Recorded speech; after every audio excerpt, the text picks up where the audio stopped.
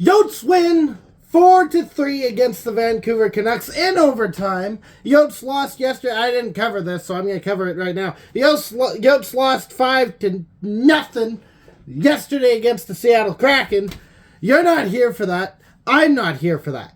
Coyotes Twitter, along with a whole bunch of other Coyotes sites and stuff and things, have been blowing up because there are now talks that the arena deal might not be the factor that involves the Coyotes going somewhere else. They're talking about relocating as early as next week, next Thursday, the day after the season for the Coyotes end. They're talking about moving the team to Salt Lake City because it sounds like the NHL doesn't have faith in the Coyotes owner to do anything, like at all. I am going to say that there is a 5-year window for Morello to get an expansion team back in Arizona after this deal possibly happens. That's not the point.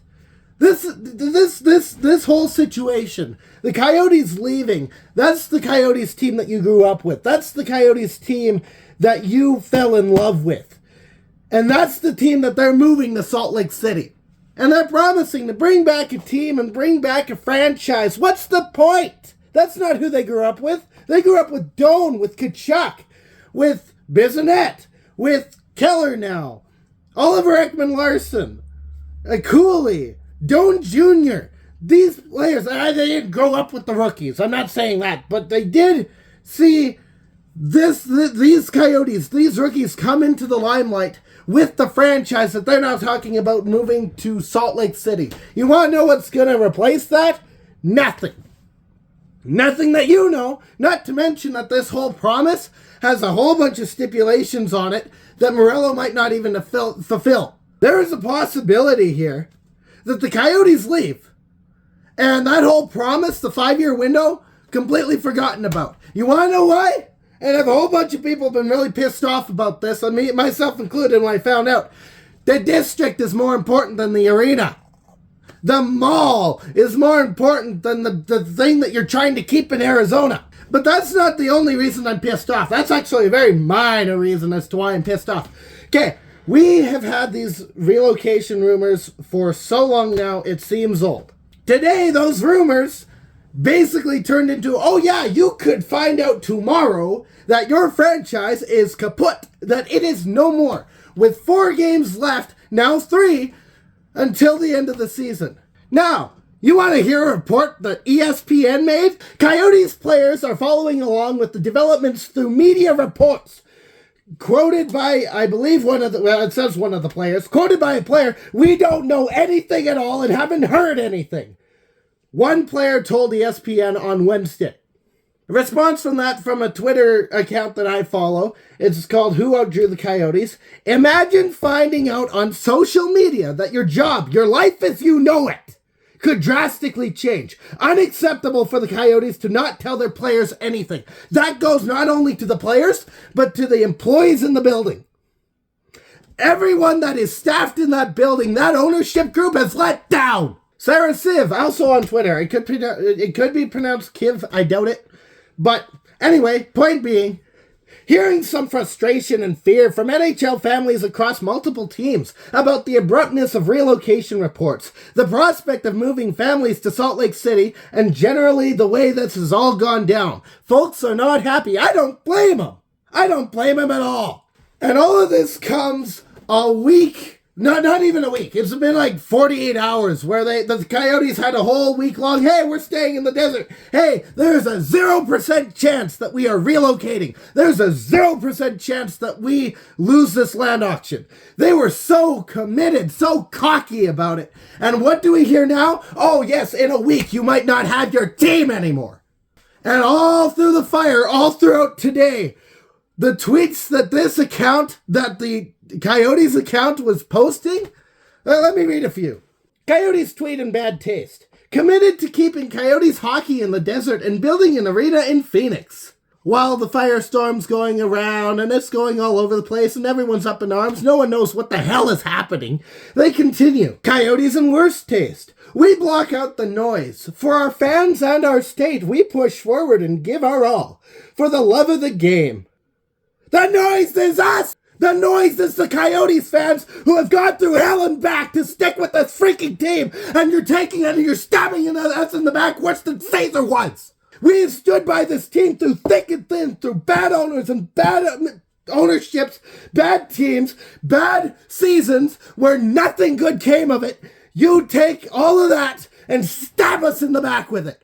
Basically saying, oh yes, I'm going to run away with $1 billion and Salt Lake City is going to get our franchise. And maybe, just maybe, if I do everything by the books, in 5 years you can have a team back that's not going to be nearly as good as what we have now that we've built around something. We're not going to have the progress that we had in this last year, in the last few years. It's all going to be outdone and gone. And I responded to a couple of these things with, essentially, the PR team is going to have to make extreme reparations if they want the Coyotes to work in the desert after this. The trust is gone. There has been no communication, no transparency, and no answers as to what the hell the team is doing. Jobs lost. Fans' trust ruined. The players look defeated. I don't know if you watched the game tonight. I did. I wish I hadn't. As much as we won, I kind of wish we had lost. It would have just kind of run with everything. That's not something a fan should say. I know. But the players on the ice during the anthem looked absolutely done. The coach on the bench looked absolutely done. There was a report that came out where Tourney said the day that relocations came for the first time was the day that we started our 14-game losing streak. We cannot pretend it did not affect the team. And I attacked them. I went after them. I told them how I felt about their play. Their play sucked. I'm so sorry to all the players that are a part of this team. I'm so sorry. Because after hearing that, it makes sense. It makes sense. So all my anger from that, apply it to the ownership group because this is bullshit. All day, and I kid you not, all freaking day, I have been on Twitter, scrolling through all the messages of people giving their stories about this team and them with this team and their stories behind this team and why they chose this team. Some people who chose this with other options. I'm one of them. There's a few that are out of New Jersey. They have the Devils. They have the Rangers. They have the New York teams. They could choose that if they so wanted to. They could choose any of the Eastern teams. That's closer to them than we are, the Yotes are. I have two options. They're both on that poster. Oilers and Flames. I have both of those options. I chose these guys. Those in Arizona who chose to stick by the team because that was their first taste of hockey. That was their first taste of this wonderful sport. I can't even English. Tears, heartache, grief, all of those running through the Twitter of the Coyotes, the Yotes Twitter. Not a damn thing has been said. I stand here with my own story. I met Shane Doan when he went to visit the camp that I grew up in. I practically grew up at that camp. And to find out that Shane Doan, an NHL player, grew up where I was standing, where I basically was raised, it was incredible. My grandfather got me into hockey. I started cheering for the Oilers. But as things passed, the love of hockey turned into a commitment to an actual team once I found out what the history of the other place that I grew up had. When I met Shane Doan, I kid you not, it was not good. I was very much a fangirl. Like at that point, it was me fangirling the entire time. And I could not get away from this guy, which I'm pretty sure that he probably wanted me to get away from this guy. And Shane, I'm sorry. That's all I can say on that. I don't know what else to say. But that's basically my story. Why have I stuck around this team past 2017, past his retirement? Shane Doan may have made me join the team as the fan, but it was watching how this team fought through heartache, through grief of the seasons, so the seasons where things didn't work. It was how they fought through the scrutiny. It was how they fought through everything, scratching and clawing and hockey the hard way. All of that for what? That's my story, my trust that I trusted into this team, thrown out the window. The entire storyline as to why I love this team, gone because of one jackass in head office who doesn't give a shit except for money. And Alex Morello, you should be ashamed. I hope you read through that thread. The thread where the post was committed to keeping Coyotes hockey in the desert. I hope you read through that. And I hope you take in every single fan that you have taken to heart, ripped it out of their chest, and shoved it in their mouth. I hope you read that, and I hope all of that sinks in, because this is what you've done. Am I going off the deep end? Kind of. There was a podcast done by the Phoenix Coyotes podcast. They covered a lot of the background information. They had Frank Saravalli, they had Elliot Friedman. Both of them were on. If you want to go check that out, I highly suggest you do. It's got better information than I ever will. And it's also got a less biased reaction to everything that's going on. There was some sadness. There was, actual facts. I'm a fan. I'm basically, take your average fan, blow it up a bit.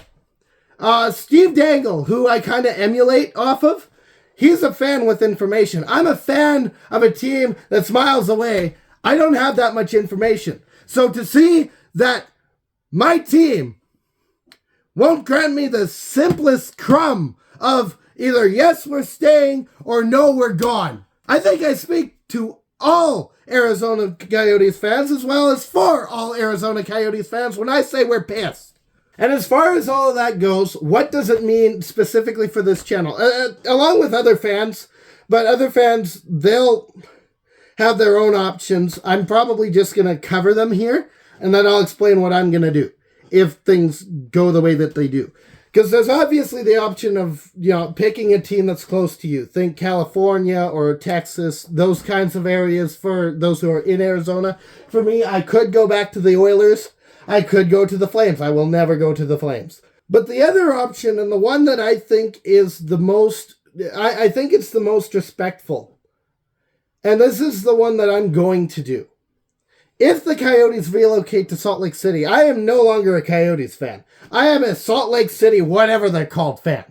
Because those players are the ones that drew me in. Whatever they come up with in a few years and the Coyotes come back, if they come back, whatever comes up there, that's not why I love the team. I'm not connected to the location. I'm connected to the players that built the franchise, the players that are on the franchise right now. So I'm going to follow them. And I'm going to hope to Christ that the ownership group in Utah is way better than the ownership that we've got in Arizona right now. Morello, we trusted you. You betrayed that. If this happens, if you manage to fit something in that 5-year window, I hope that the next team, the next franchise that comes to Arizona is met with rotten tomatoes thrown on the ice. So that's it. That's it for this one. It's done now. The next game is in it's in Edmonton. That's gonna be fun. I still have to decide as to whether or not I'm cheering for Edmonton or I'm cheering for Arizona. I am the Albertan Coyotes fan, so I think I have to finish up the season strong. We're going to see how this goes. But yeah, regardless, I'll be back for it. In the meantime, stay howling. And go Players. Go Players. Don't go Yotes. Because to say that they're the Yotes is to say that they're under Morello. Morello owns the Yotes. Go Players.